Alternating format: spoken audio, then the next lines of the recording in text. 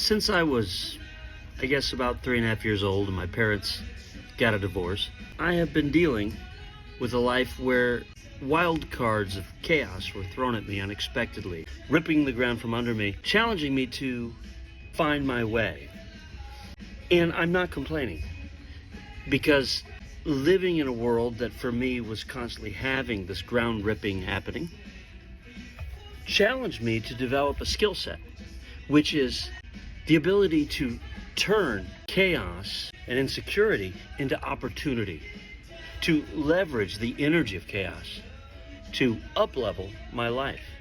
And so I can, looking back at my life, see that nearly all of my major up-levelings have happened during times of chaos, whether it was being in New York when 9/11 happened, or whether it was during the pandemic when things got crazy and I lost my dad and other things. I've learned to thrive amid chaos. One of my greatest victories there, to where I started to understand how to do this, happened in 2011 when an act of God, an earthquake in New Zealand, destroyed my business pipeline. I had launched my first book. I was doing real well. New Zealand loved me. I had a bunch of money coming in, it seemed. And then an earthquake on a fault line they didn't know exists instantly destroyed all of my existing contracts, and money that had already been sent to me for speaking gigs was being asked to be returned. And I didn't have a backup even to cover the next month's rent. During that particular chaos episode, I had a real breakthrough in that moment of recognition, the humility to recognize that this was a problem I couldn't solve with my go-getter attitude. My mind opened to new solutions. And I was ultimately led to a very interesting point of view. What if this entire world and the pain in it is not random at all, but it's serving a purpose that I can't grasp? And from that point of view, I could recognize that even the discomfort I was feeling would have to have a purpose. It wasn't random either. So instead of trying to bury it and overcome things, I opened up to embrace it, right? The discomfort. Diving into that discomfort and being with it, which is kind of paralyzing for a little while, I ultimately came to a discovery that helped me bridge my spiritual paradigm or way of thinking with my day-to-day financial or practical way of thinking. And this paradigm is called non-dualism. It's the idea that the world is an outward picture of an inner condition, that the world we're in is a simulation essentially, or a dream, and that who we are is the dreamer of the dream. And the character we play within this dream is an avatar. It's not the real us. Now, from this model, this point of view, everything that happens is my creation. The same way that at night, everything that happens in our dream is our creation. It doesn't feel like it, and we wake up and realize the whole thing was in our head, right? Well, I was passing through those emotions. I came to that awareness of life is but a dream in a very visceral way that actually inspiring. Because you see, if this was a dream that I was creating, then even that act of God, which knocked me, smashed my ego wide open, was something that I must have created. And then the question became, operating from that premise, why did I create it? And what's the opportunity in it that I'm giving myself, the big me? I said, either I'm creating this dream, at which point I don't have to work or struggle for money. That's a belief.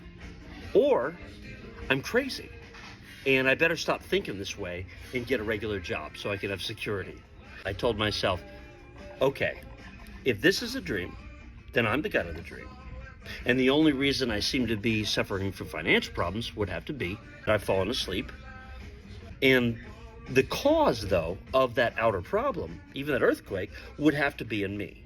So if I were to go in and change the programming, then the outer would have to change.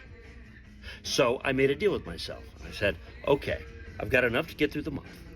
Instead of looking for a job or some last minute money opportunities or getting a loan or whatever, any of the ego strategies that the world tells us, what I'm going to do is give this 30 days. And every morning I'm going to get up in the morning and I'm going to deep dive into the inner program. I'm going to find that inner program that's creating this pattern of disruption, and I'm going to bring my awareness to it, no matter what it feels like, until I move through the emotions, and then I'm going to reclaim all of my power from that pattern.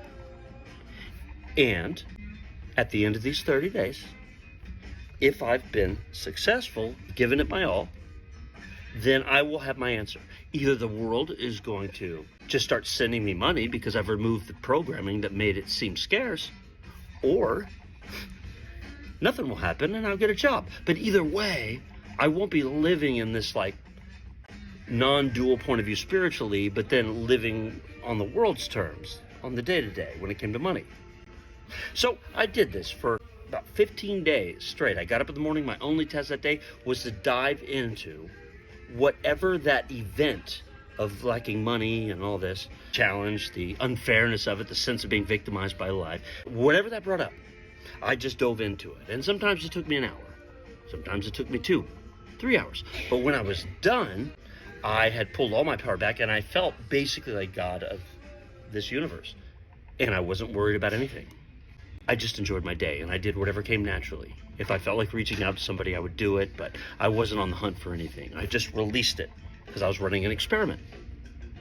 And what's really fascinating is that suddenly money just started finding me. People I hadn't talked to in years were coming out of the woodwork. In that year that followed, I used that script a lot, and my income tripled. It was higher than it had ever been. Major companies were reaching out to me that I had been seeking for years. They were suddenly coming to me. Everything changed. Everything changed.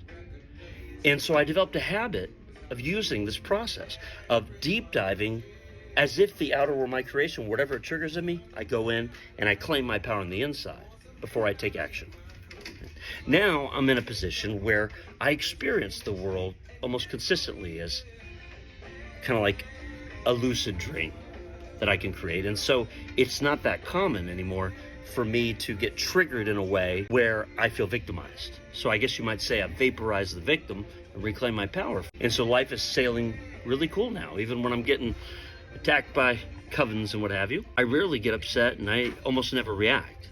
I do sometimes behave aggressively if that's what seems to be appropriate on the surface given whoever I'm dealing with. But inside it's very placid because I believe I learned an important lesson, which is that we're always creating a reality, whether we know it or not. And disruptions like this are actually signs that we're shifting onto a new timeline. They're opportunities. Like literally, when stuff like this happens, it means our frequency is raising and we're being given an opportunity to move to a higher timeline, and we need to let go of something. That's what I've found. And looking at it that way, it has become true for me. Right? So I look now at chaos and adversity as a real thumbs up from the universe that I've graduated, that it's time to up level. For me, it's when there is no chaos like that I get a little bit concerned, because that means I might be getting into complacency, which is a whole nother issue. But the bottom line here is for you to consider that you really are the author of your experience at some deep level. If all the armies of the world were coming at you, the power in those armies still is within you. And if you can remember that you have that power and train your mind to confront your own emotions and reclaim that power from the inside out, then you will be able to author the future of your dreams no matter what the world seems to throw at you. If you want a script that does what I am talking about, that walks you through it, in my book, The Voice Code Master Your Inner Game, I have a tool I call the Cave Diver, which is an evolution of that script I used in 2011 when I was first challenged to really put this into a process. And that script, if you read it, can help you through any challenge and help you reclaim your power from the world and begin to really have fun surfing in the crazy times to come.